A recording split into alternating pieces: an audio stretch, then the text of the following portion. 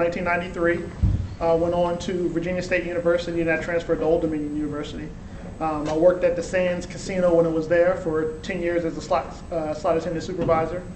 Then I left there because I was tired of working 10 p.m. to 6 a.m. and I went into become a paralegal at a law firm in Ocean City. I was there at Slater, Tenaglia, Fritz and Hunt for 10 years, and then Superstorm Sandy hit. And so I was jobless for a couple months, and then I went on to work for the county. I started in purchasing, and then I moved on to the Sheriff's Department, and I am their personnel director and confidential assistant to the sheriff. In 2010, I was running around doing stuff for my local church, and somebody asked me if I wanted to get on the school board. So I ran, I lost, because I listened, and they said, well, you don't need to raise any money, you really don't need to do any work, you have name recognition, so you should be fine. And so I took that advice, and I ended up losing by like 9 votes. But the person I was, I guess about 3 or 4 months later, we had a mayor's race, and the mayor won. He was on the school board, so he left. I went and interviewed, and I took the mayor's place on the school board. So I was there for 2 years, and then in 2012, right before Sandy hit, the summer of 2012, I got on city council in Ocean City. So I was there serving for 2 terms, about to go into my 3rd term, and somebody asked me if I would be interested in running for assembly. And I said, well, what does assembly do? I've never heard of it. So I said, well, it's a part of the legislature. I said, well, I've heard of Senate. They said, well, it's kind of like Senate, but it's state Senate, not U.S. Senate, and kind of like Congress because you're the House. And so I was like, okay. So, I met with Senator Testa, talked to him a little bit, met with Assemblyman Simonson, who was my running mate from Lower Township County, and we formed a team. And we ran in 2019 to flip the 1st district. Congressman Van Drew was county commissioner. We used to call them freeholders, now they're county commissioners, but he was there. He went on to become an assemblyman, then a Senate, and then when he decided to move to Congress, that opened up the seat. And his team, they had all our district on lock for many, many years, but we were able to, we like to call ourselves young and dumb, and we brought a different voice and a vibrant voice to our district. And that's kind of what I want to talk to you guys about, is just that, when you decide to run, if you guys are going to decide to run for office, or if you're going to work for legislatures, or be behind the scenes, I think that's the most important job, is to be the behind the scenes person. Because that behind the scenes person lets us do what we do. Everybody doesn't need to be out front, but we need people that are going to tell us what we should be doing, where we should be at, help us when we're writing our speeches, let us know what bills are coming across. And those are the people that are on the ground people, and the most important people to not only legislators, not only the mayors, the Congress people, the Senate, and to the president. And those people are the heartbeat of our communities, because they keep an eye on the community, and they're more in touch than we are with the community. So if you want, I don't know who wants to be elected official. Does anybody want to be elected official in here? Still a little thinking about it? Gotcha. And the rest of you behind the scenes, or not even want to be involved in politics at all, just want to kind of be, yeah, gotcha. Well, it makes sense, but there's room for everybody. And that's the biggest thing, is there's room for everybody to do that. And so elected officials need, the people that are going to help us out, need those, those legislative aides, those directors of community outreach, those chiefs of staff, and the mayor's assistants, and those are very important people. But the legislators get, they get all the press, and they're out there, but it's you people that, those people that make us go. So, just a thought, but the most important thing is to work in a legislative office and see how that works, and get to know the people that you're working for, and get ideas, and kind of figure out what you want to do for your communities, and giving back to your communities. And I think that's what most elected officials want to do, is give back to their communities, but the most important thing is how they give back to their communities. And we as Republicans, we don't want to just give things away and overtax our communities, and we want to be able to develop our communities, and we want to be, good, faithful citizens. Democrats do too, but there's a couple ways to cross the street, and I feel as though we have the right way to cross the street, and they have the wrong way to cross the street most of the time. But so I got in officially sworn in 2020. We were the only people that were able to flip that district, so all 3 of us were new. Senator Testa went in December, and Assemblyman Simonson and myself went in January. but we were in the minority. So we were in a bad minority. So we had to kind of figure out how we can work things and make sure that we can get some things done for our community. So that's working and reaching across the aisle and talking to people, because those are the ones that are in charge of getting bills passed and making them understand that, one, we are from the real South Jersey, God bless you.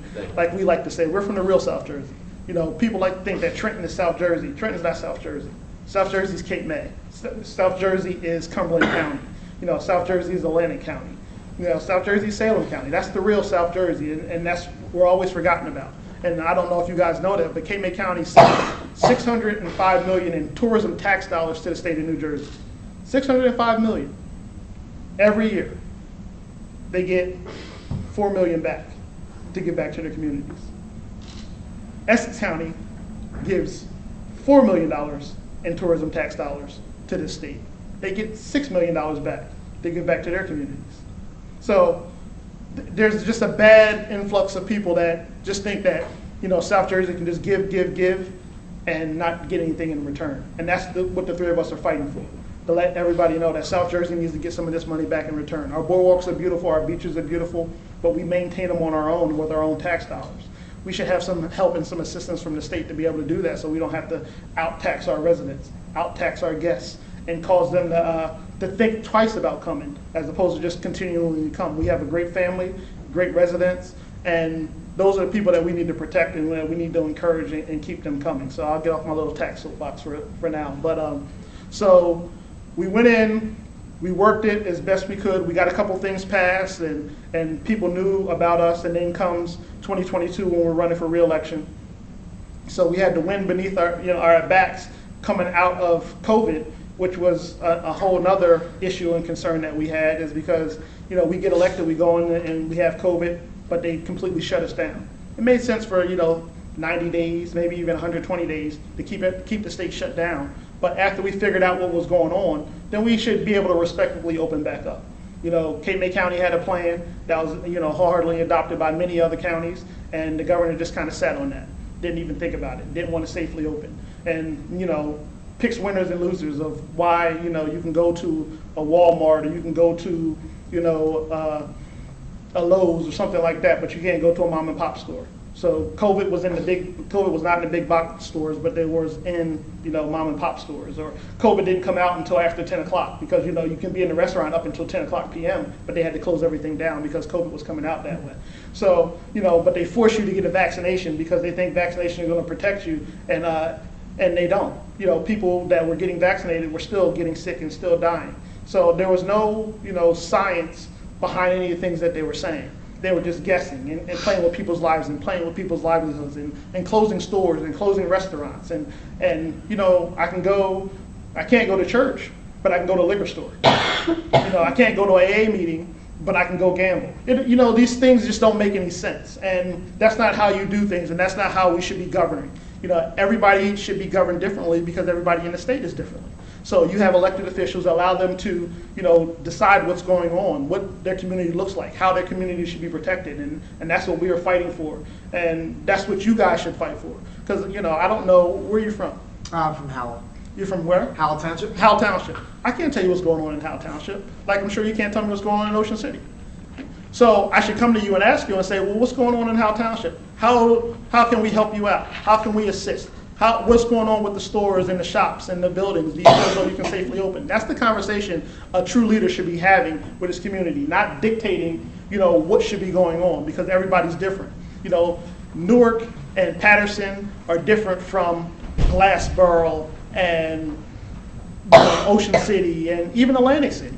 We all have those openings and all have those opportunities, and we should be able to successfully open. So any of you, because the governor could be in this room somewhere someday, so just think about that. If something else happens, make sure that you talk to the people that are on the ground doing the things. And those are the people that are your county commissioners. Those are the people that are your town council people. Those are your mayors.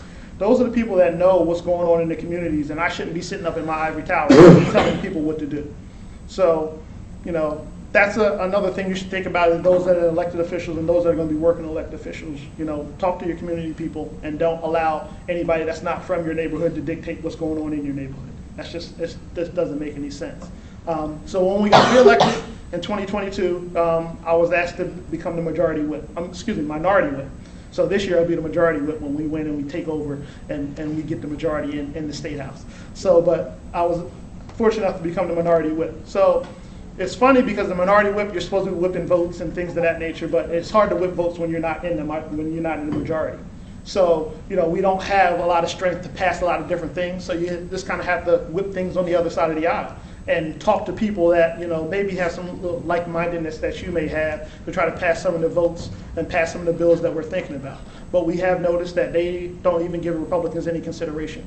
You know, they'll randomly come through and they'll sweeply through these bills that 9 times out of 10 don't make any sense, and 9 times out of 10 are hurting certain communities, but they're personal to some individual. And we can't legislate that way. And you'll learn that as you move up the food chain. Don't legislate for 1 or 2 people. You got to legislate for your entire community. You got to legislate for your entire state. And that's the most important thing as an elected official. It's more than just, you know, you as an individual. You have a greater good that you have to look out for. So it's better to get more information than less information. So if you know, Miss Grace comes to you and says, you know, my road needs to be paved, okay, let's go take a look at it. And we can see if your road really needs to be paved or if it's just something that's a minor fix. But if Miss Rosie comes to you and say birds are eating out of my trash can, I don't need to draw up a bill that say, you know, all birds are outlawed in the state of New Jersey because birds are in a trash can. How about let's have, you know, put a lid on your trash can and that'll stop that from happening. So these are things that we should recognize and we should do as elected officials, and people that are working for elected officials is to be cognizant of what's going on in our neighborhoods and what these people are saying. Because it's very important to them and we need to treat it like it's important because it is. You know, but it doesn't mean it's important to everybody in your city, everybody in your county, everybody in your state. So we don't need bills to cause harm to that.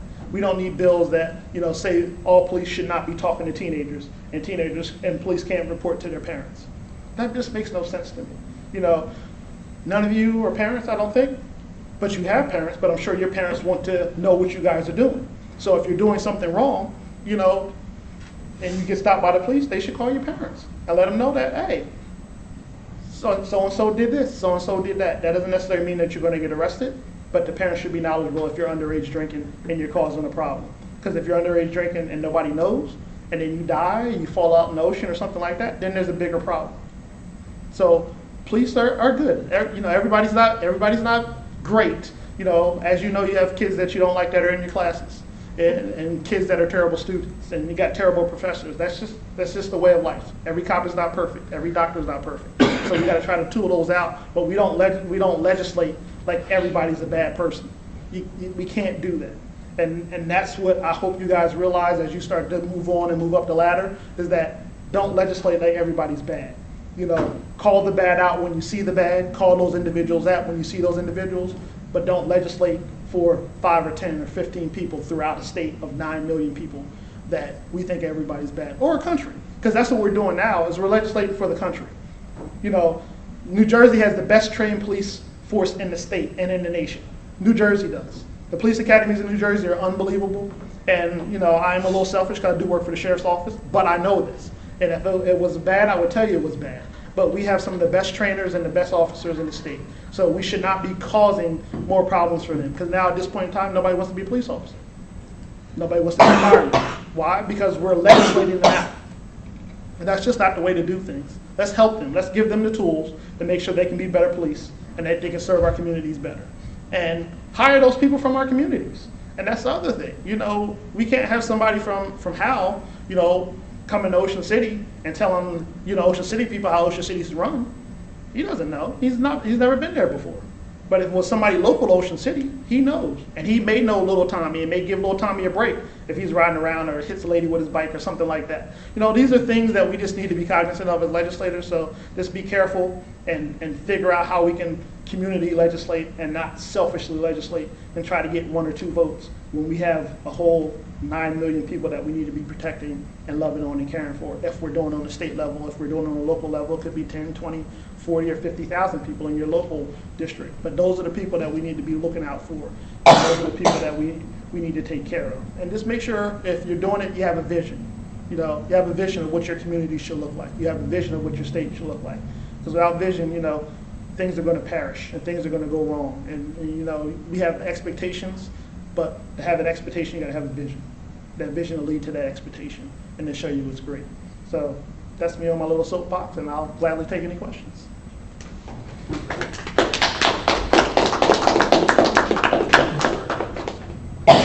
All right, so we have a few prepared questions that we had people submit, and then we'll also let, if anyone thinks of anything. But one of the ones that someone sent in to us was, what makes the state homeland security different from the federal level?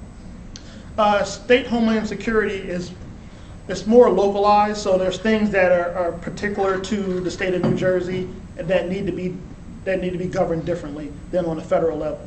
So we have things like we've been trying to take a close look at human trafficking. So human trafficking in this state is very rampant, and there's a lot of different pockets of human trafficking that happen that people don't know about. And it's not just to happen in Atlantic City, or it's not just happening in Newark or Patterson, but we have an idea of why our teenagers are being human trafficked, why males and females are being human trafficked together, and why younger gay people are being human trafficked more than younger straight people. So these are things that we kind of know, and we kind of figure out that we need to govern differently than what the federal police or federal agencies are trying to make us do. So we need to be more conscientious of what our state police are doing, what our local FBI is doing, and so that changes the conversation that we can have with our local law enforcement and with our prosecutors' offices in each county. So, being the minority whip, it's very hard to get a lot of people to agree. So what are the strategies that you use to convince the legislators to vote in a certain way? So it's very hard to get a lot of Republicans to agree. So, and that's the main thing, is that one, we need to stop fighting with ourselves, because we all lose when we fight with ourselves. And it's amazing that no matter what Dems do, you could have said something about some Dems uncle or some Dems cousin or mom, they'll vote for you next week because they're supporting the Democratic Party. But if I voted on, for instance, a bill that nobody seemed to like, but I thought it would affect my neighborhood, then I'm a horrible person and nobody's going to vote for me. But I am a Republican. So we got to give an opportunity to have differences of opinion. And then we got to there's common ground. There's common ground everywhere. No matter what it is, there's some common ground that we need to meet and talk. And every county is different, but every county has some things that are the same. So it's important that we kind of meet and talk, not just on the floor. The floor that's where the business is done, but the real business is done, at the lunch tables, at breakfast, over a cocktail, stuff like that. That's when the real business is done. So that's when you talk and you have your common ground, and you make those phone calls, or you have, our chief of staff contact their chief of staff and say, look, this is what we're looking to do. This kind of affects your neighborhood also. What do you think about it? Or, here's the bill that I have. How can you make it better? Or would you want to be on this bill with me, and we can do it together, and how does it affect your area? And those are the conversations that I have as the whip, is just saying, these are the bills that are affecting our area. I hear that, you have abandoned boats in your neck of the woods in Cape May County. Ocean County has abandoned boats also. So how is that affecting your local townships? How much money are these abandoned boats that people are just leaving out in our ocean ways costing you? And those are the type of conversations I have and enjoy having, and then we come to common ground and see how we can get a bill, to our committee and then to the floor for a pass. You joined the Assembly in 2020. What was it like being a freshman Assemblyman during the height of COVID? Sucked. So, and what I've learned is that as I said, you have to build relationships. And with COVID, you couldn't build the relationships. And it was crazy to me that, a committee meeting with 5, 6, 7, 8 legislators can be on Zoom, but then a voting session with 80 legislators has to be a phone call. So you have to you have to wait each time, for your vote. You have to listen to your name, as they call it in alphabetical order, and sit there as they talk about each and every bill.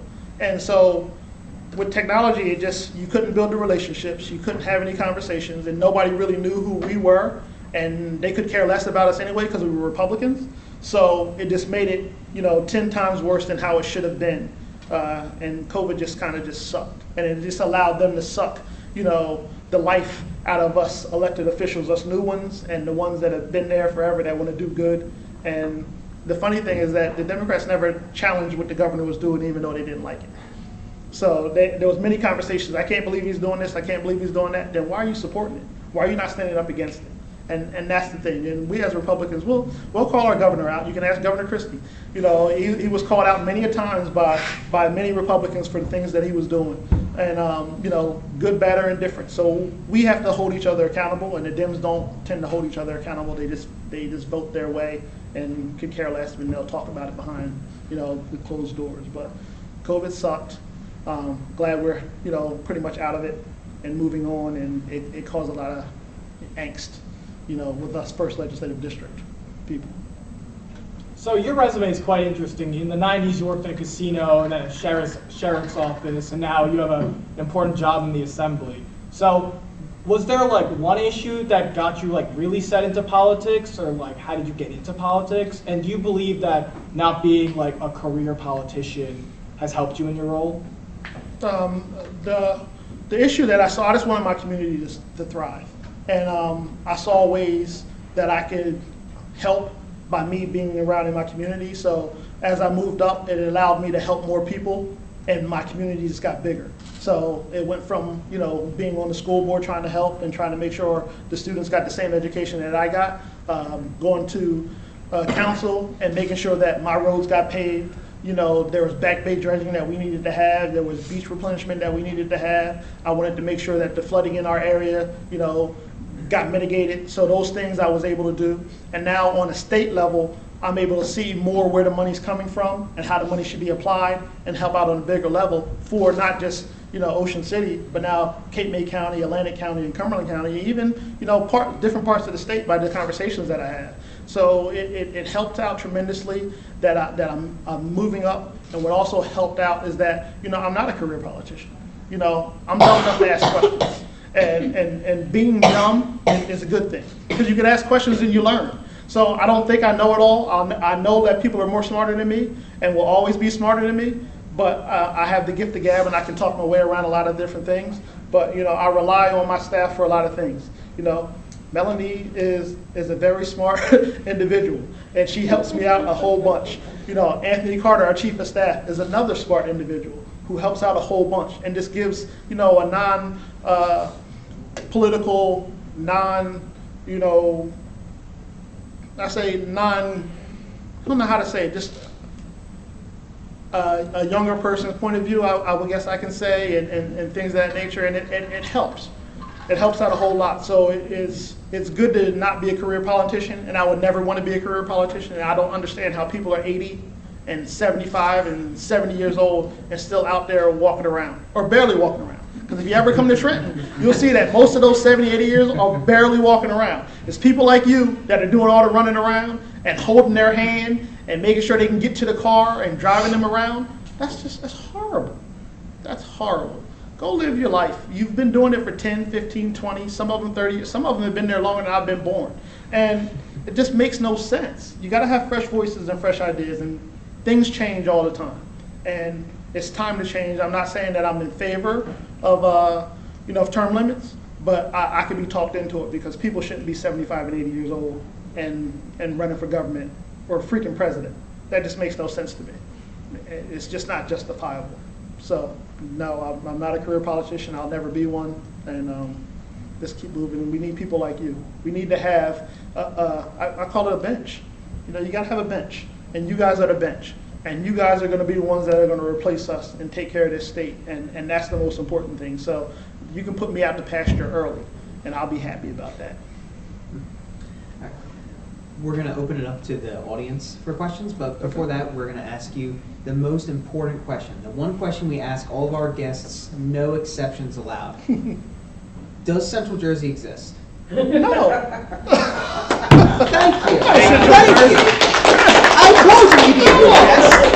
It's south and north, and that's it. Thank you. Thank you. There's so many arguments about it. It does not exist. It does not exist. Come on now. When we had Senator Testa a couple months ago, he said it did exist. He said it. He's crazy. We also had Bill Spady, who said not only does it exist, the shore, the entire shore is its own section. There's 4 sections out there. There must be something in the water. Bill Spady might have a little, you know, the shore is a different country. that we consider it a different country because people that live, inland don't seem to think of the state like we think it. But it's definitely a north and south, no central, and it's pork roll, not Taylor ham. Well, even better. Yes. Yes. So I'm doing a project for school and we're working on offshore wind. So you're from a shore town. Yes. What is your opinion on offshore wind? That it sucks. So no, it has a place, but there's a way to do it, and that's the other thing. You start putting things through as politicians, it makes no sense. Not to say that that's particularly them doing sonar testing is killing the whales or killing the dolphins. They're calling it, but there's something is, and it needs to be studied. And why not admit that? Why just come out and say we're not doing anything? No, you are. You're doing sonar testing. So and that causes problems with mammals. And that's why they beach, because they're running away from it.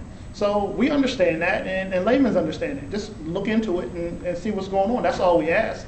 You're going to cause billions of dollars of damage to the fishing industry. We have a $9 billion fishing industry that you're going to destroy with the wind farms. And they're not biodegradable. So you're just sitting them out there. You're building, and they're going to sit out there and decay. And that's what's going to happen. And they're not recycling them. So there's alternative energy all over the place. I don't think we need 250 farms off the coast of Cape May in Atlantic County. It just doesn't make any sense to me when we can't build a road because of a tree frog.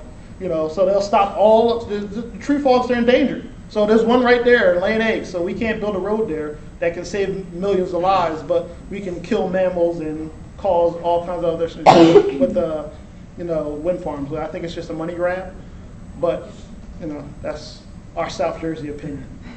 I agree. Mm-hmm. Yes, sir. So right now in New Jersey, registered Democrats outnumber registered Republicans by about 1 million registered voters. Mm-hmm. In the 2023 state legislature elections, how should Republicans overcome this feat? Be true to themselves. Talk to the independents and listen to the independents. And that's what you have to do is, we can shout and scream and this, that, and the other thing, but if we don't listen to the people, then who are we? Because you're the ones that are the voice. You're the ones that are putting us in these seats. So we have to listen. And, we know we have a disadvantage. And as I said earlier, sometimes Republicans don't want to vote, if they don't like you. If you're not supporting Trump, if you're in the middle and you're not that far right, then I'm not going to vote for you. So I'll allow a Democrat to win, and then I'll complain for 2 or 4 years about how these Democrats suck. Makes no sense to me. You allowed it to happen. Jack Ciattarelli could have won if all the Republicans turned out. They didn't, and that's the problem. So we have to turn out. But we have to listen to the folks, and we have to, secure their votes and not be scared to go to certain areas. And that's the other problem. Just because it's a Democratic area doesn't mean we shouldn't go to it. So what they vote Democrat? So what Camden votes Democrat? I'm going to go knock on your door and tell you why I know I'm better than your candidate. And what has your candidate done to change anything that you have going on in Camden? I can tell you, not a damn thing, because Camden is still horrible. You know what I mean? So that's what we have to do, is that we have to make sure we go out and talk to these people and let them know why our way is a better way and what we're going to present. And I think that's how we overcome that deficit. Thank you. Mm-hmm. Yes. What are some of the skills that you think that people would need to be a minority whip or a majority whip? Confidence, being able to talk to people, and be compassionate. Because I can be fierce about what's going on in my district, and you may not know that, and you can be fierce about what you're trying to get me to support.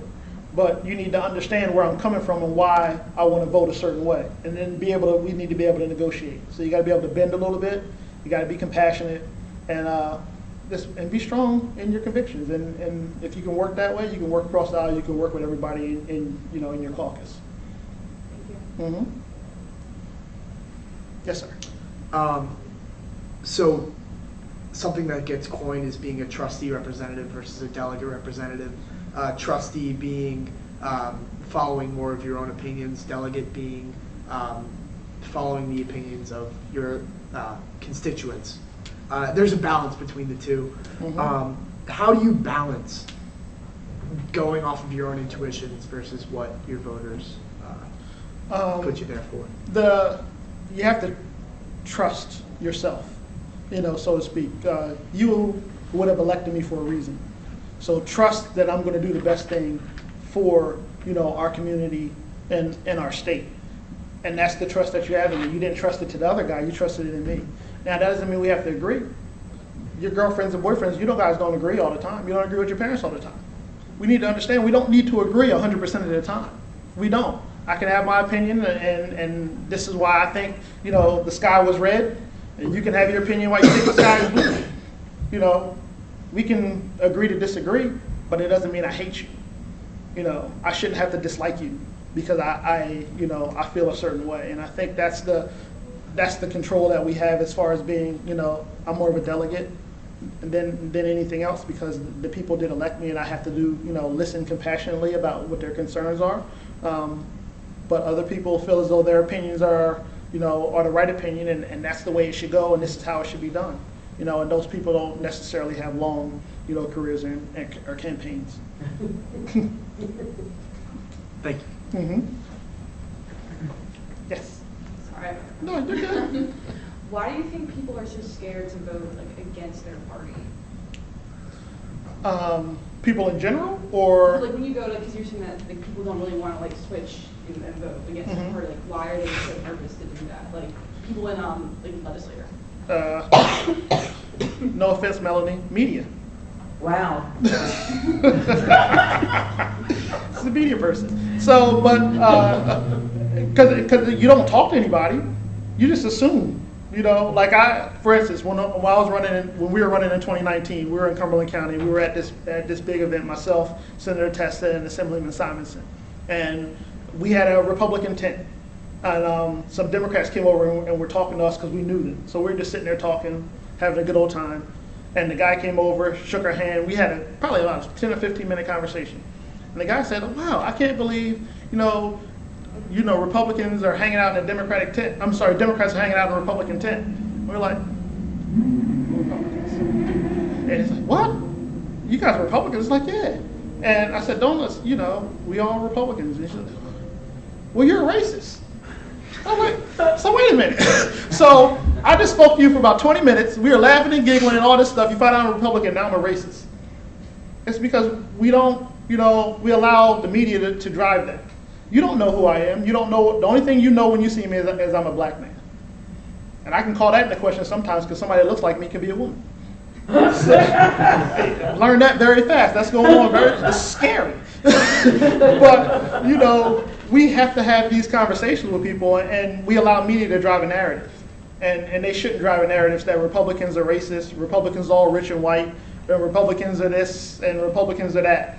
And, that shouldn't be the narrative that they're driving because they don't know what's going on. They don't know me. They have no idea about me. I don't even know you. Why would I call you a racist or call you prejudiced? Because you have a R after your last name. It just makes no sense. And I think media draws that narrative, and they continue to be divisive. You look, regardless of how you feel about President Trump, what does CNN and MSNBC do 24 hours, 7 days a week? Exactly. That's all they do. Talk bad about him. And you would know nothing else. You would know nothing about his family besides they're calling them horrible people and they're pinching off his money and this, that, and other thing. But you don't know what he did.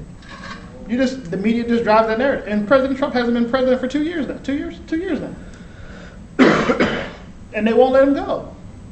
And you wonder why he won't go away. Because you're not allowing him to go away.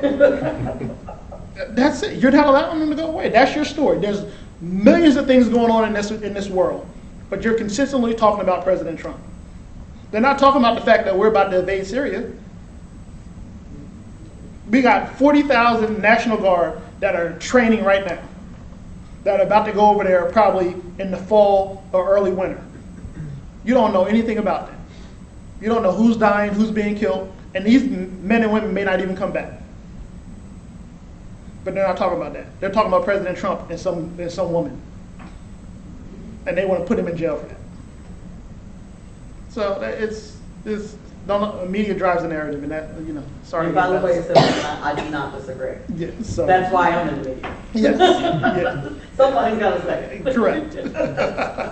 Yes. What has your experience been like being a minority in the Republican Party, being that our party is assumed to be very unpopular amongst minority groups? Well, I'm a double minority right now, because I'm the only black in the Republican Party, and I'm also in the minority of the legislature. So it's funny because the assumption is because I'm black, I'm a Democrat, and that's terrible.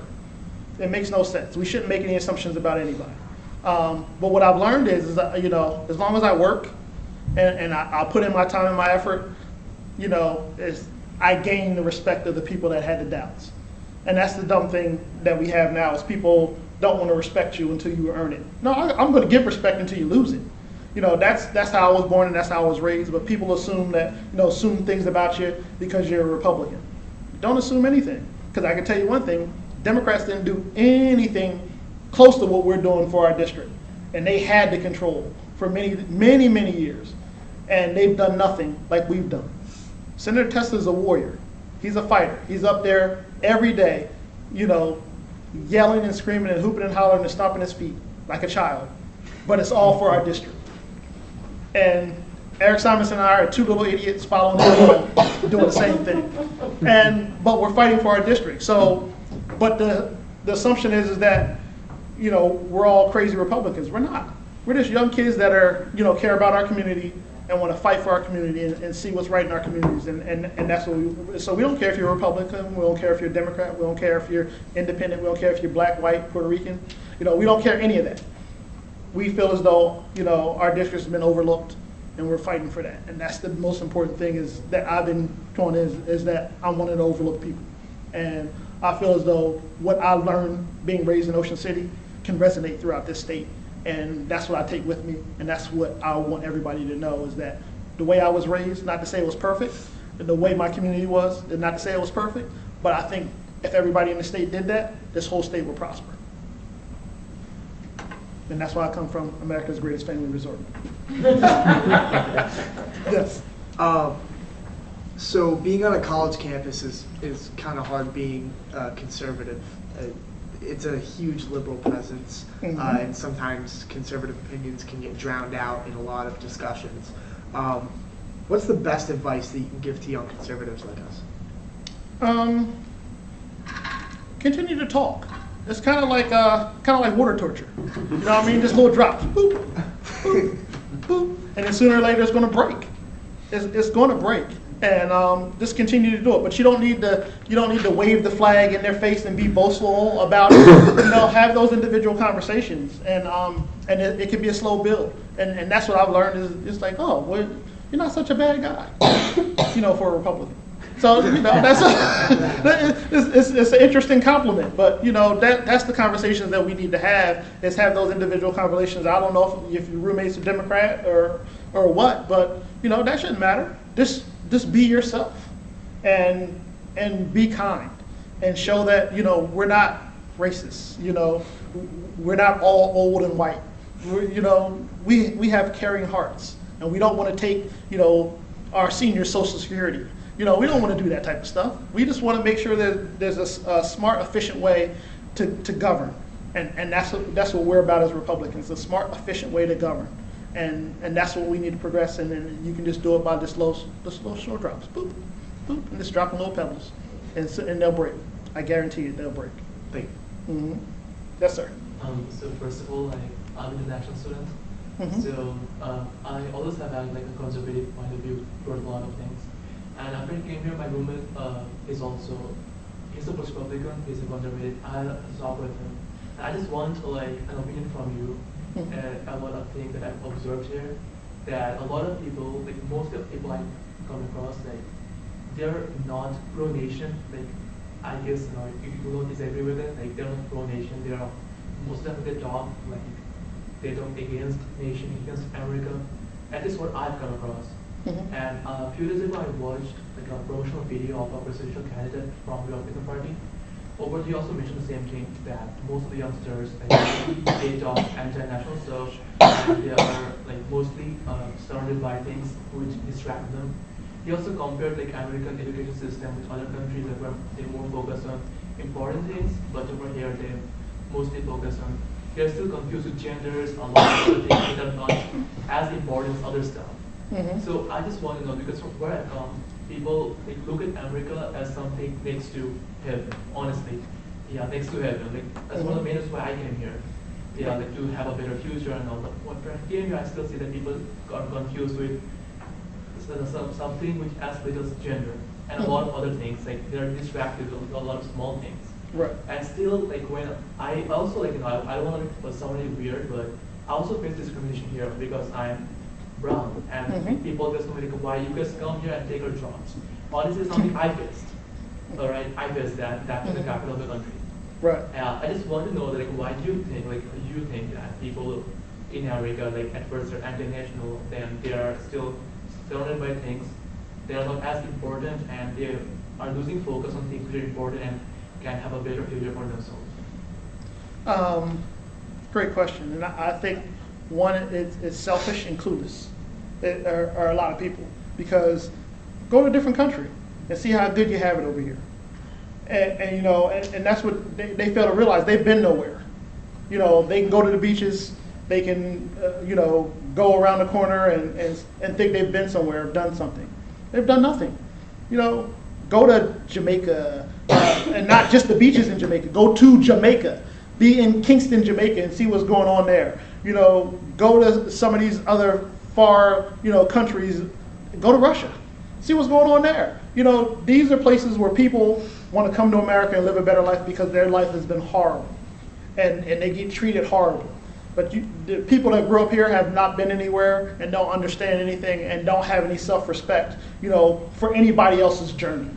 And I think that's the best way to put it. I have to respect where you come from, you know, to do better about myself and to treat you like a human being, like you deserve to be treated.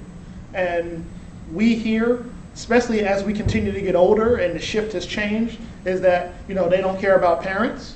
You know, kids are talking to parents any old kind of way. I was scared as hell of my parents. I was just as scared as my teachers, because my teachers would tell my parents. So that'd probably be two problems I would have. And then I was scared of the people in the neighborhood, the seniors in the neighborhood, because I'm scared they would beat me also. None of that happens now. None of that happens now. And nobody has any respect for their neighbor. Nobody has any respect from other people's countries. And it's because they haven't been anywhere and they think, you know, they're better than other people and they can tell you how you should live your life as opposed to how you should be able to live your life on your own, because this is America, you know, the home of the free. And they don't want to stand up for the flag because they don't care about the flag. They don't understand how many people died for that flag. They give you the freedom to sit here in this class, to be able to sit there and talk to police how you want to talk to them.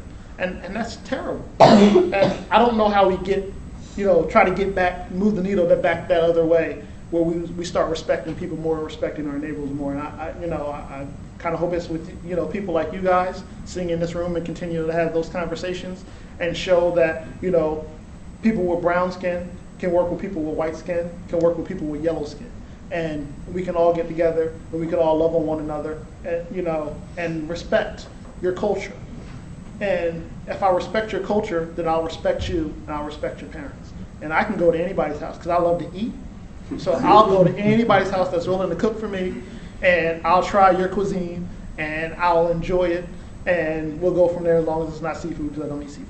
But other than that, you know, I'm good. But that's how I learn, and that's how I get to break bread with you and figure out what's going on and figuring out what your way of life is. And I think that's what we need to get back to, and get everyone, each individual needs to get off their own little soapbox and, you know, take your shoes off and relax and talk to people and get to learn that. Yes, sir.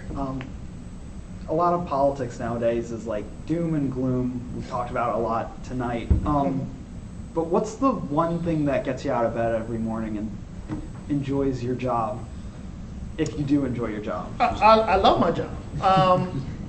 You know, it's, and not to get into church, but God leads me. So I know if I'm putting my 2 feet on the ground, I have nothing to complain about. And there's people that have it a lot worse than I do. And my job is, and I think God's put me here to try to make it a little bit better for somebody else. and that's what I do. So that's why I enjoy doing what I'm doing. You know, I didn't know what the hell I'm doing. I still barely know what the hell I'm doing, but I still talk to people, and I still kind of figure out what's going on in their daily grind, and figure out how I can help, or figure out how I can tell my chief of staff I need this done, and they tell me it's impossible to do, and I say, well, you need to get it done. So, but that's the fun part of it, is just figuring out ways to help people, and I enjoy that, and I think that's what keeps me going and keeps me doing what I'm doing and trying to figure out how I can make life a little bit better for my neighbor. Thank you. Mm-hmm. Yes, sir. You talked a little bit about Republican infighting and how it's bad, like practically and also optically. So what do you think is the best way to kind of rectify that when people can't agree on the same side? Well, the first thing I think we need to do is that it needs to be behind closed doors.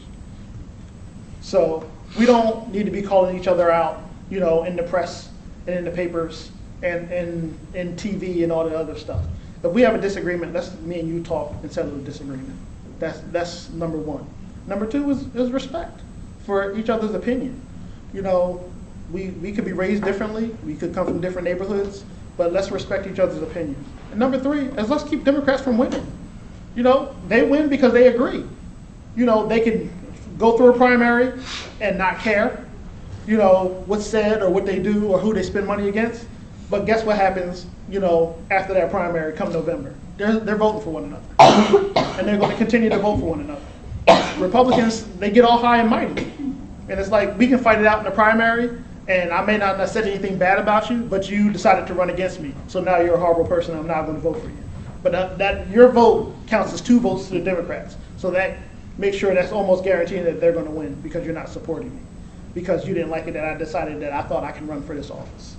So we need to respect each other, we need to talk to one another, and we need to keep stuff out of the public eye. Because all they do when it gets in the public eye, see these 2 Republicans, they don't like one another, they don't care. It's all about them, they're all selfish. So let's stop taking stuff to the public. Let's stop taking stuff to social media. Let's stop fighting on Facebook. And that's, and I think that makes everything a lot better when you stop doing that and have those conversations. And you don't have to like me after I, had that conversation with you, but at least respect the fact that, we're on the same side. And we can agree on maybe 65% of this stuff, where the Democrats only agreeing on 10 of what we need to move forward. So just keep an eye on that and just make sure you talk to people one-on-one, and I think you get a better idea. And the quote that stands with me from Governor Christie that he said when he was in Ocean City one time is, it's harder to hate up close. So if I'm in your face, you're going to really hate me? You could, but you're not going to really justifiably do anything, and I think I can push you over to make me halfway liking me.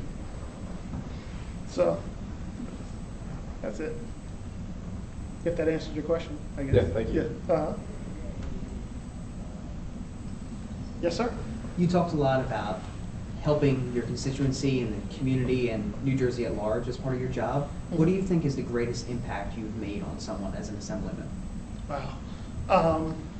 Well, COVID was a little bit of a gift and a curse for our office, because as becoming a legislative office, we were an unemployment office, and we were a motor vehicle office, and it allowed us to. People were going 6 or 7 months without getting money, so bills were due. People were getting scared about losing their house and their cars and things of that nature. When we were able to make sure people got paid, and the work that our office put in to get these people their money was unbelievable and unheard of. So I think that was the best thing that I could say kind of came out of COVID, because it allowed us to help people, allowed us to reach out to people and get the people at their worst. And regardless of what you think about the shot, people wanted the shot, and people couldn't get the shot unless you knew somebody, which was the most ridiculous thing in the world. So we had to fight for people that wanted the shot to be able to get the shot.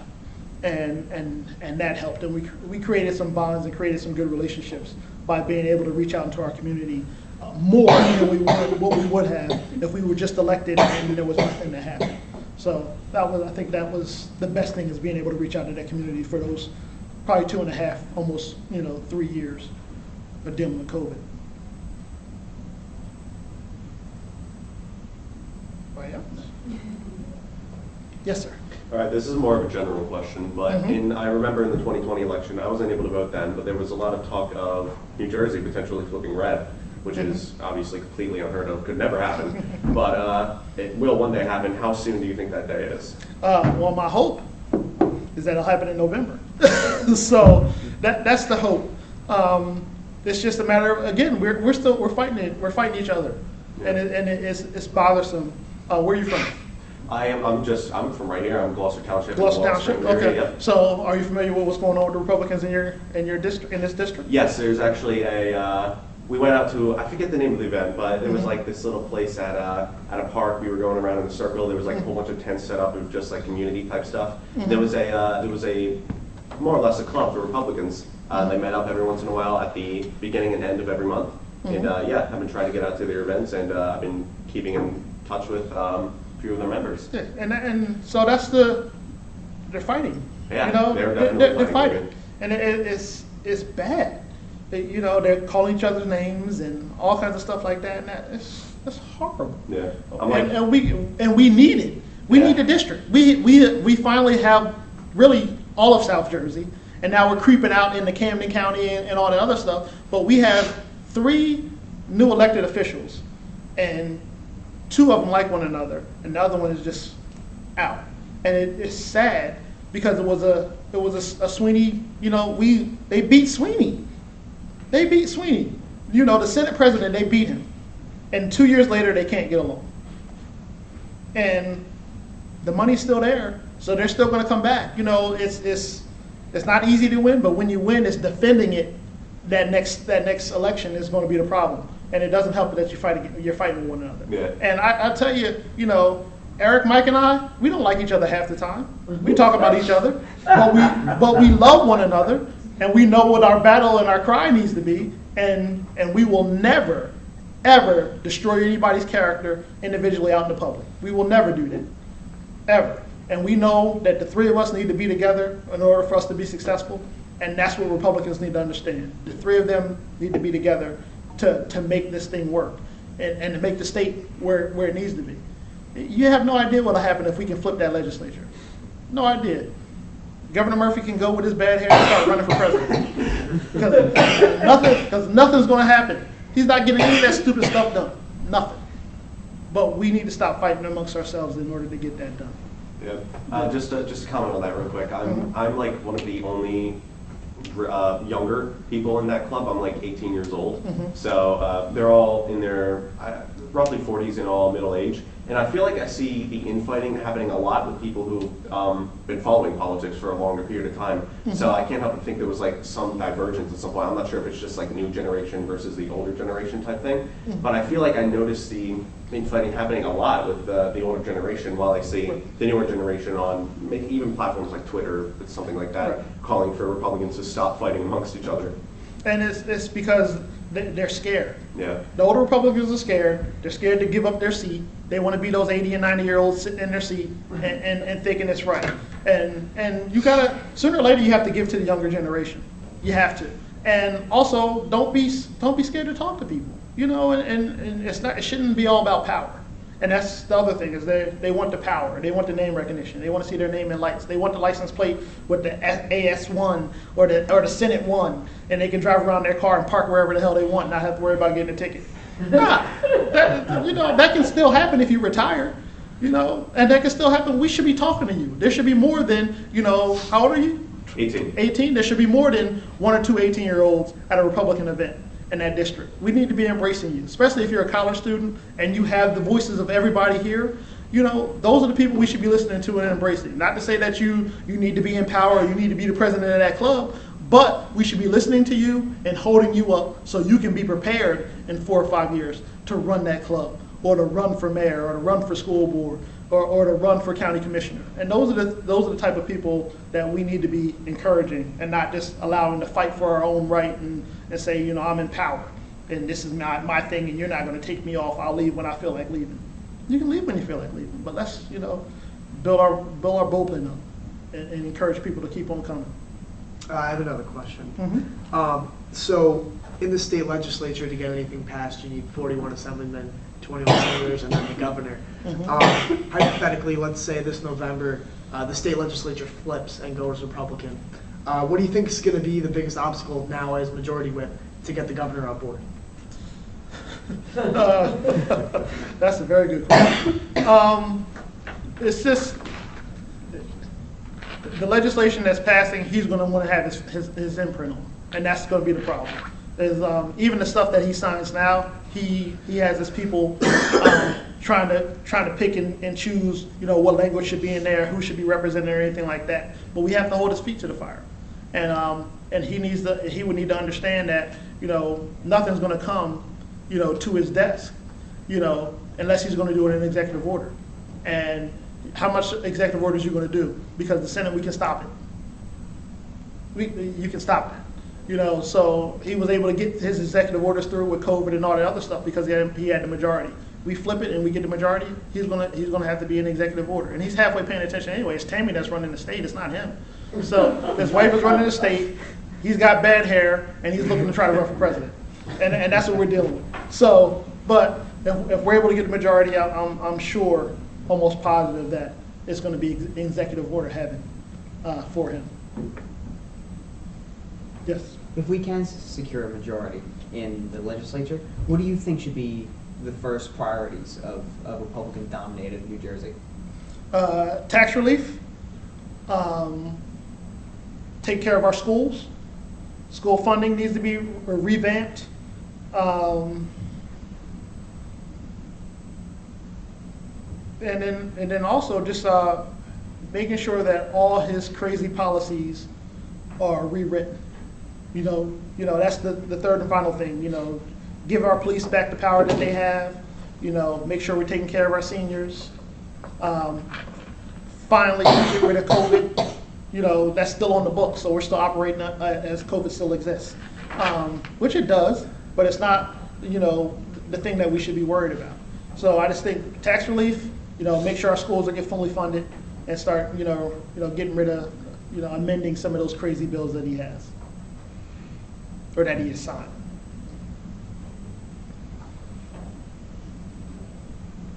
Anybody else? And You all right? You okay? Yeah, I'm sorry. No, you don't need to apologize. I've been trying to hold I it know, in. don't hold it in. Call freely. If I didn't put my lips on this water, I would have given it to you, but I know. Just making sure you're okay. Sorry. I was going to say we have time for one more question if anybody has another one. Oh, really? Jeez, that was a quick hour. Oh, yes, sir. So, I'm from ACO, Okay. and just a lot of You race cars? I do race. Okay, all right. A lot of the local people, we have like a big issue right now. Mhm. The cyclists, right? The guys Yes. on the bikes. Yeah. So, there was a new law that passed where it gave the cyclists the right of way, and now they're abusing their power and going in the middle of the road. Mm-hmm. Are you currently working on anything to try to stop that?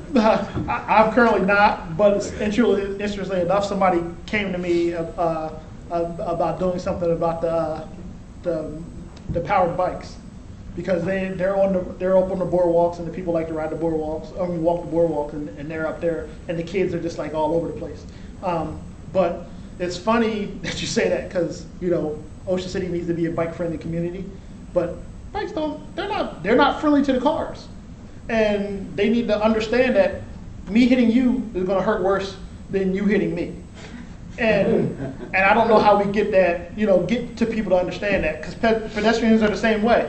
They won't do this. They'll just walk out and assume that you're going to stop. They shouldn't assume that I'm going to stop. Or I can stop fast enough to make sure you don't get hit. But that's something that's worth looking into, to try to keep the bikes from. I'm sure Eric Simonson is going to love that. He's a biker. He'll be pissed. So you're talking about just the motorized bikes, or are we talking No. about all of them? He's talking about. I'm talking about, there's like this big group of cyclists that can go around the road. Yes, I do. Yes. Okay, I got it. All right, Yes. I missed that the first time. I call them the spandex game, because they're all the spandex. Yeah. So, Yeah, so I don't have anything, but it could be worth talking about. But they do dominate the street, and they either slow you down, especially if it's 2 lanes, or if you gotta try to veer off. I just like finding it irritating when I'm running late for work. I was out on a bike and decided to not go in the bike lane, Right, but go in the road in front of me. right.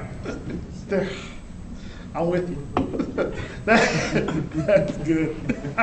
Proposed bill to stop the spandex gang. Yes, proposed bill to stop the spandex For the gang. last 3 years. Yes. You should send that to Eric Simonson. I'm sure he'll love it. Gotta send it like that, though. Spandex gang. That's Proposed what I wrote legislation. down. I'm going to Yes. send you guys an email. Yes. That's what it'll be. Yeah. Yes. All right, that actually brings us like right to where we had earmarked as an ending. So thank you all for coming so much, and let's give a round of applause. If you want to stay for one picture? Absolutely. Yeah, just do a group picture. Absolutely. And I got some cards here too, so. Perfect. Thank you. Not a problem. Matt, I assume you're taking the picture, right? Thank you. Oh, thank you. Uh-huh. Uh-huh.